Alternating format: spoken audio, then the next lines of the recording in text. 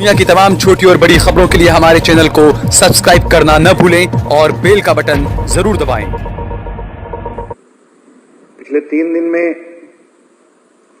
दिल्ली में 20 से ज्यादा लोगों का कत्ल हुआ, हजारों दुकानें जला दी गई, पेट्रोल पंप जलाए गए, फैक्ट्री जलाई गई, मस्जिदों में तोड़फोड़ हुई, मस्जिदों में आगजनी हुई और अभी तक जो केंद्र में बैठी हुई भाजपा की सरकार है, इनकी तरफ से किसी एक नेता ने आज तक बयान नहीं दिया, अभी तक बयान नहीं दिया। अपील कर रहे हैं, कौन जिम्मेदार है इस आगजनी का, कौन जिम्मेदार है इस कत्लेआम का, किसने मस्जिदों को आग लगाई, क्या इसमें पूरे में एफआईआर हुई या खुद मर गए ये सारे लोग? कोई तो जिम्मेदार है। भाजपा के नेता खुलेआम जिम्मेदार हैं, बयानबाजी जिम्मेदार हैं, इनके नेता जिम्मेदार हैं। ये सारा का सारा षड्यंत्र, सारा का सारा आगजनी दिल्ली में कत्लेआम भाजपाई गुंडों ने कराया। पुलिस इनके साथ थी, इनको पुलिस सपोर्ट दे रही थी, पुलिस गोलियां चला रही थी, इनके हाथ में पिस्टल थे, गोलियां थी। जिस दिन ये संडे को जहां शुरुआत हुई, कपिल मिश्रा वहां पहुंचे, उस वक्त वे उस जगह के डीसीपी उनके साथ मौजूद थे, उनको वो सपोर्ट कर रहे थे। पत्थर लाकर दिए उन्होंने, पुलिस वालों के हाथ में पत्थर देखे गए। 2002 में गुजरात के अंदर दंगा हुआ था, 1984 में दिल्ली के अंदर दंगा हुआ। 2002 के दंगे को आज दिल्ली में भाजपा की सरकार ने याद दिला दिया। उस वक्त में भी दंगाई दंगा कर रहे थे, पुलिस उनको छूट दे रही थी। इस मर्तबा भी दंगाई दंगा कर रहे थे, पुलिस इनको छूट दे रही थी। मैं जिस दिन ये दंगे शुरू हुए उस वक्त मैं सीलमपुर गया। सीलमपुर में एक मदरसे के अंदर मैंने वहां डीसीपी को बुलाया, सूर्या नाम का डीसीपी, वहां का एसीपी, एसएचओ, सारे लोग आए। मैं उनसे कह रहा था कि देखो वहां आगजनी हो रही है, भजनपुरा में पथराव हो रहा है। वो वहां कह रहा था आप प्रोटेस्ट हटवा दो।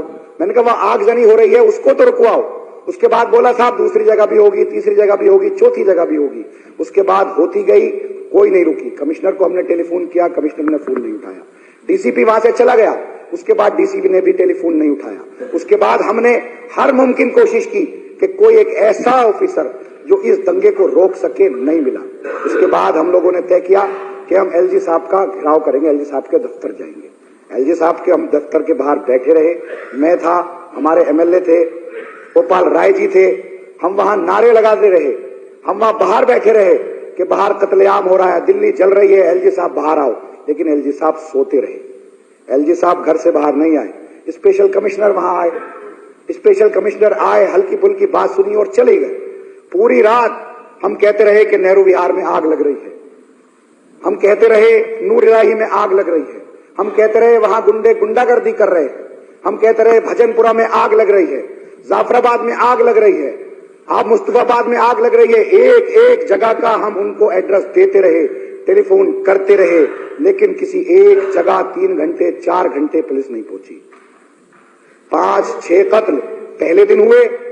पूरी रात मैं खुद 5:30 बजे तक एलजी हाउस रहा, वहां डीसीपी सिविल लाइन थे, उनके साथ रहा, उनको बताता रहा। लोग मुझे टेलीफोन करते रहे कि नेहरू विहार में अब आग लग रही है, नेहरू विहार में दुकानें जलाई जा रही हैं, नेहरू विहार में मस्जिद में घुस गए, नेहरू विहार में घर में आग लगा दी। एक ऐसा हुआ कि एक बोली मुझसे कि मेरे घर में आग लग गई और अब मेरे बच्चे जल गए, अब मैं जल गई, लेकिन हम बचा नहीं सके, बेबस थे। कहां जाते हम, किसके पास जाते हम? पुलिस तो गुंडों के साथ थी, होम मिनिस्टर गुंडों के साथ था, तो क्या होम मिनिस्टर की जिम्मेदारी नहीं है कि इस जिम्मेदारी को लेते हुए जो पूरे दिल्ली के अंदर आज कत्लेआम हुआ है, वो लॉ एंड ऑर्डर उनके पास है, इस जिम्मेदारी को लेते हुए उन्हें इस्तीफा देना चाहिए। जो भी दंगाई हैं उनके खिलाफ एफआईआर होनी चाहिए। आपसे पहले भी 2002 के दंगे हुए, गुजरात के अंदर यही सब हुआ था, मशीनरी और सिस्टम ने किया था, यहां भी यही हुआ। हजारों दुकानें जला दी गई। इन्हीं के एक मुख्यमंत्री उत्तर प्रदेश के अंदर हैं, आदित्य योगीनाथ, वो कहते हैं कि दंगाइयों से आप उनकी संपत्ति जब्त करके वसूल करो। यहां पर हजारों दुकानें जली, हजारों दुकानें, अरबों खरबों रुपए का नुकसान हुआ, इनकी भरपाई कौन करेगा? इनका क्या कसूर है? क्या ये बीजेपी को वोट नहीं देते, इनका ये कसूर है? क्या ये मुल्क हमारा नहीं है? इनका है। आज ये हमको कहते हैं गद्दार। कल 1857 से लेकर के 1947 तक जब आजादी की लड़ाई लड़ी गई थी, 91,000 लोग फांसी पर चढ़ाए गए थे, जिसमें से 92,000 मुस्लिम थे। ये नहीं थे कि तो अंग्रेजों के साथ थे। आज ये हमें गद्दार कहते। हमारा कसूर क्या है? हम किसको मार रहे हैं? हम किसको नुकसान पहुंचा रहे हैं? हम भाजपा को वोट नहीं देते सिर्फ इसलिए दिल्ली में आम आदमी पार्टी की सरकार बन गई, आज हमसे बदला ले रहे हैं। क्यों बदला ले रहे हैं? क्यों मार रहे हैं?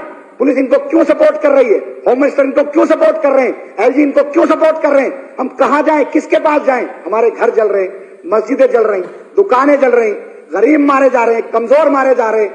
हम बेबस हैं, बेसहारा हैं। सारे विधायक, सारी सरकार, हम बेबस थी, हम कुछ कर नहीं सकते थे। किसके पास जाते?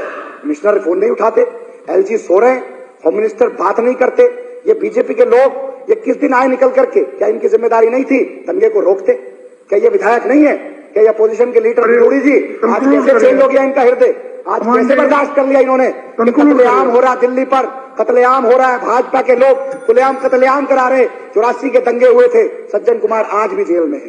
इसके जिम्मेदार ये भाजपा के लोग हैं। इन पर एफआईआर दर्ज होनी चाहिए और इनको जेल जाना चाहिए। अभी तक कोई एफआईआर दर्ज नहीं हुई, जबकि पुलिस की जिम्मेदारी बनती थी कि 302 का मुकदमा दर्ज करती, जो भी आरोपी थे उनको बाद में पकड़ते, शनाख्त करते। कम से कम आप एक एफआईआर तो दर्ज करते।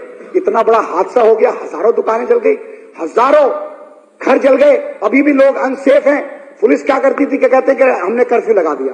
कर्फ्यू के बाद थोड़ी देर बाद पता लगता था वहां से पुलिस गायब हो गई। दंगा आए, फिर आग लगा दी। रात में 3:30 बजे हम लोगों ने शिव विहार की गली नंबर 8 से लेकर 22 नंबर गली तक 800 लोगों को निकलवाया।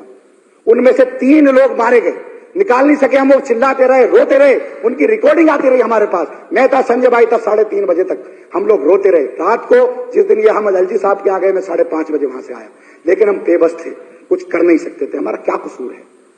क्या हमने सरकार बना ली? क्या हम इनके वोटर नहीं है?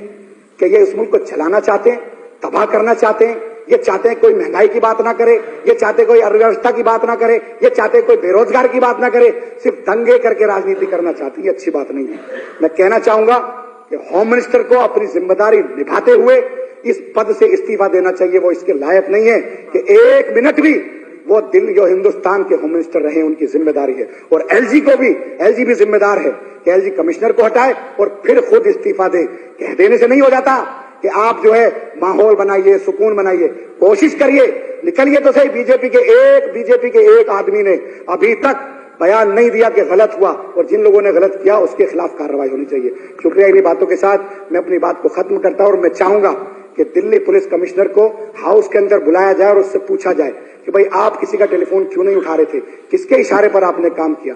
क्यों दंगाइयों को आपने छूट दी? क्यों कत्ल करने वालों को आपने छूट दी? शुक्रिया। इन्हीं बातों के साथ अपनी बात खत्म करें।